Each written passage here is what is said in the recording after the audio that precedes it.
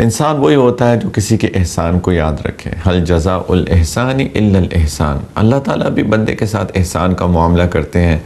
जब बंदा नेक ज़िंदगी गुजारता है तो अल्लाह सुब्हानहू व तआला उसको आखिरत में जन्नत अता करेंगे। तो अल्लाह ताला चाहते हैं कि हम सारे भी एक दूसरे के साथ एहसान का मामला करें, किसी की अच्छाई को भूल ना जाए।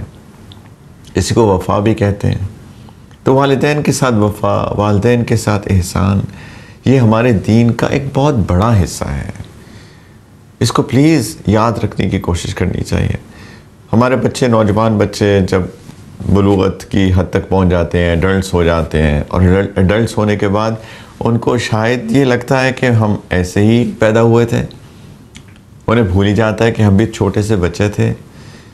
तो मेरे प्यारे बच्चों, मेरे नौजवान बच्चों, अपने वालिदैन के बारे में सोचो।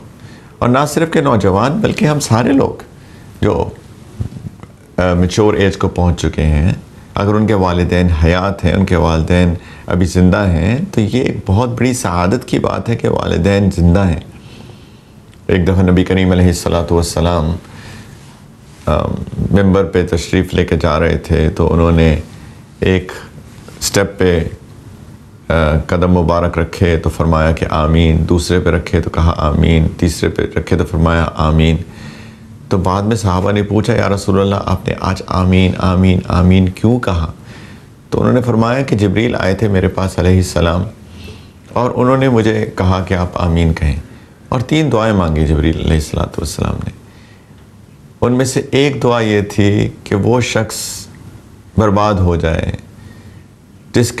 जिसको उसके दोनों वालिदैन या एक वालिदैन में से एक उसको उसकी ज़िंदगी में मिले बुढ़ापे में, और वो उनकी खिदमत करके जन्नत ना कमा सके। तो हमें अगर वालिदैन हमारे बूढ़े हो गए और अगर हम उनकी खिदमत नहीं कर रहे, उनका ख्याल नहीं कर रहे, तो ये बहुत एक बदकिस्मती की बात है।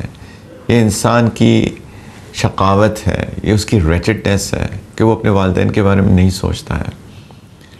देखिए, वालिदैन, जो लोग वालिदैन हैं आप में से, आप समझ सकते हैं कि बच्चों की मुसीबत, बच्चों की परेशानी हमें अपनी परेशानी और अपनी मुसीबत से ज़्यादा बड़ी लगती है।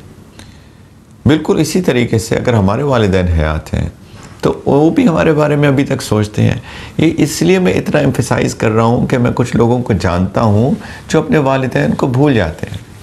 ऐसे लोगों को भी जानता हूँ, उनकी माँ बूढ़ी है लेकिन वो अब दूसरे मुल्क चले गए और सालों अपनी वालदा के बारे में पूछा भी नहीं कि वो किस हाल में। अगर इंसान इस हद तक गिर जाए तो ये तो इंसानियत ही नहीं है, तो इंसान कहलाने के लायक नहीं है। इस्लाम तो हमें एक अच्छा इंसान बनाने आया है और उसमें शुरुआत होती है वालिदैन से।